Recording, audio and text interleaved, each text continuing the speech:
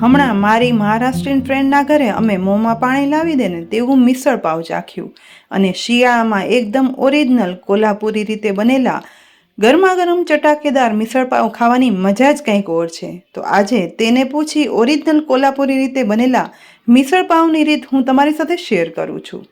મિસળ પાવ બનાવવાની શરૂઆત ગેસની લો ફ્લેમ પર મૂકેલા કુકરની અંદર 1 કપ ફણગાવેલા મઠ ઉમેરશું. મઠ ફણગાવવાની એકદમ સહેલી રીતનો વિડીયો અમારી ચેનલ પર મૂકેલો છે, તો જરૂરથી જોઈ લેજો. સાથે અડધા કપ ફણગાવેલા મગ ઉમેરી દઈએ. હવે અડધી ટીસ્પૂન મીઠું, 1/4 ટીસ્પૂન હળદર પાવડર અને 1 ગ્લાસ પાણી ઉમેરી સહેજ મિક્સ કરી કુકરનું ઢાંકણ ઢાંકી તેમાં સીટી લગાવીને ગેસની મીડિયમ ફ્લેમ પર ફક્ત 1 જ સીટી કરવાની છે. એ દરમિયાન કોલ્હાપુરી મિસળની સ્પેશિયલ ગ્રેવી બનાવવા માટે ગરમ થતી પેનમાં 2 ટેબલસ્પૂન તેલ ઉમેરી ગરમ કરવા દઈએ. ગરમ થતા તેલમાં 1 ટીસ્પૂન સૂકા ધાણા, મીઠા લીમડાના પાન, 1 તમાલપત્ર, 4 સૂકા લાલ મરચાં ઉમેરી મિક્સ કરતા જઈ અને બરાબર સાતળવાના છે, જેથી ઉમેરેલા આખા મસાલા સતળાય અને તેની ફ્લેવર ઉભરી બહાર આવે. સાથે અડધો ઇંચ આદુના ટુકડા, 5 થી 6 લસણની કળીઓ ઉમેરી અને વઘારમાં મિક્સ કરી થોડી એવી સાતળશું. ગેસની લો ફ્લેમ પર વઘાર સાતળતા લસણની કળીઓ ગોલ્ડન બ્રાઉન થઈ અને સુગંધ આવવા લાગે ને એટલે તેમાં સૂકા કોપરાની 10 થી 12 સ્લાઇસ ઉમેરી દેવાની છે. આ સ્લાઇસને સતળાતા જરાય સમય નથી થતો. માત્ર અડધી મિનિટ જ વધારે સાતળતા સ્લાઇસ ગોલ્ડન બ્રાઉન થાય ને એટલે તેમાં અડધો કપ ઝીણી સમારેલી ડુંગળી ઉમેરવાની.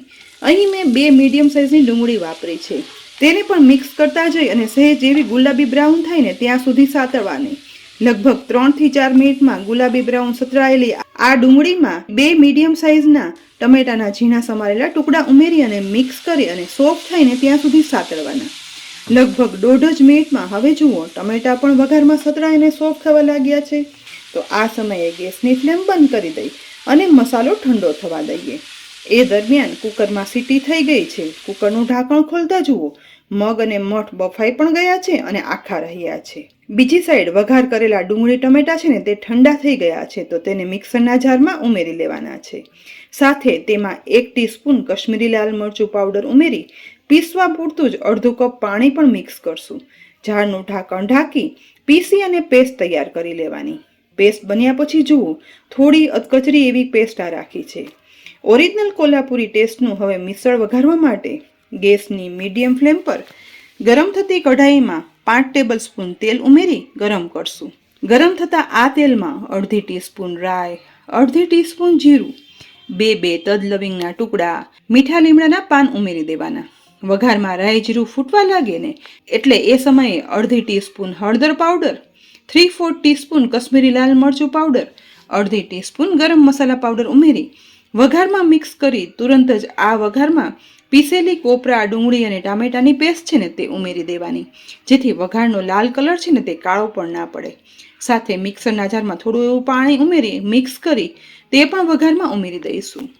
ઉમેરેલી પેસ્ટને વઘારમાં મિક્સ કરી અને સાતળવાની છે, જેથી અંદર ઉમેરેલા બધા મસાલા અને બનાવેલી પેસ્ટ એકદમ સરસ ચડી જાય. સાથે વધારે સ્વાદ પ્રમાણે ચાખી અડધી ટીસ્પૂન મીઠું, 1 ટીસ્પૂન લાલ મરચું પાવડર, અડધી ટીસ્પૂન ગરમ મસાલા પાવડર ઉપરથી ઉમેરી ફરીથી બધું મિક્સ કરી લેવાનું છે. ત્યાર પછી ઢાંકણ ઢાંકી ગ્રેવીને 1 થી 1.5 મિનિટ પાકવા દઈએ. લગભગ 1 મિનિટ પછી ઢાંકણ ખોલતા અહીં જુઓ ગ્રેવી ચડી એકદમ સરસ લાલ કલર આવી ગયો છે અને તેલ પણ ફૂટી ઉપર આવી ગયું છે. તો આ સમયે સતળાતી આ લાલ ગ્રેવીમાંથી અડધી વાટકી જેટલી ગ્રેવી અલગ કરી લઈશું, જેનો ઉપયોગ મિસળ પાવ પીરસવા સમયે તરી એટલે કે લાલ ચટણી તરીકે કરવાનો છે. અને ઓરિજિનલ મિસળ પાવમાં આ જ રીતે આ તરીનો ઉપયોગ થાય છે. ત્યાર પછી બાકી રહેલી લાલ ચટક ગ્રેવીની અંદર હવે ફણગાવી અને બાફેલા મગ અને મઠ છે ને તે પાણી સહિત ઉમેરી દેવાના. સાથે જ મિક્સ કરી 1 ગ્લાસ વધારે પાણી ઉમેરી દઈશું. મિસળ જેને ચાખ્યો હશે ને તેને ખ્યાલ હશે કે મિસળનો રસો છે ને તે એકદમ પતલો પાણી જેવો હોય છે. બધું ઉકળવાની શરૂઆત થાય ને ત્યારે વધારે 1 ગ્લાસ પાણી પણ ઉમેરી દઈએ. હવે આ મિસળને એકદમ સરસ ઉકાળવાનું છે. આશરે 3 થી 4 મિનિટ ઉકાળ્યા પછી મિસળ સરસ ઉકળી ગઈ અને એકદમ સરસ ચારે બાજુ સુગંધ આવવા લાગી છે. કોપરા, ડુંગળી અને ટમેટા, લસણની ગ્રેવીમાં ઉકળતા આ મિસળમાં હવે અડધા લીંબુનો રસ પણ નીચોવી દેવાનો. સાથે સમારેલી કોથમીર ઉમેરી દઈશું. તો છે ને ઓરિજિનલ કોલ્હાપુરી મિસળ બનાવવાની એકદમ સહેલી રીત. તો મિસળ ઉપર ઢાંકણ ઢાંકી ગેસ બંધ કરી દેવાનો.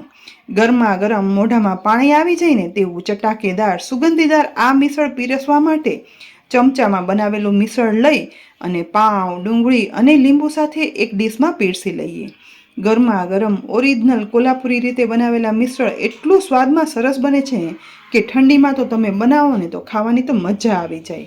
પીરસેલા મિસળને હવે ઉપરથી મિક્સ ચવાણા વડે ગાર્નિશ કરી દેવાનું. આ કોલ્હાપુરી મિસળ છે ને તે મહારાષ્ટ્રમાં આ જ રીતે ચવાણા કે પછી ટમટમ વડે ગાર્નિશ થાય છે. સાથે સમારેલી કોથમીર પણ ઉમેરી દઈએ. ઉપરથી થોડી અલગ કાઢી લીધેલી ગ્રેવીને તરી તરીકે ઉપયોગ કરીએ અને નરમ નરમ પોચા પાઉં અને ડુંગળી અને લીંબુનો રસ નીચોવીએ ને એટલે કડકડતી ઠંડીમાં સાંજે થોડું અલગ તીખું તમતમતું તો ઓરિજિનલ કોલ્હાપુરી સ્ટાઇલથી બનતું આ મિસળ પાઉં ઘરે જરૂરથી બનાવજો. બધાને ચોક્કસ ભાવશે. સાથે જ કોમેન્ટ બોક્સમાં લખીને કહેજો કે ઘરમાં આ મિસળ પાવનો ટેસ્ટ તમને કેવો લાગ્યો. રેસીપી ઉપયોગી લાગી હોય ને તો લાઇક કરી અને શેર કરજો. સાથે જ અમારી યુટ્યુબ ચેનલ સબસ્ક્રાઇબ કરી અમારા ફેસબુક પેજને લાઇક કરી અને ફોલો કરજો, જેથી આવનાર ઉપયોગી રેસીપીના અપડેટ્સ તમને તુરંત જ મળે. આવતીકાલે ફરી મળશું નવી રેસીપી સાથે. ત્યાં સુધી આવજો.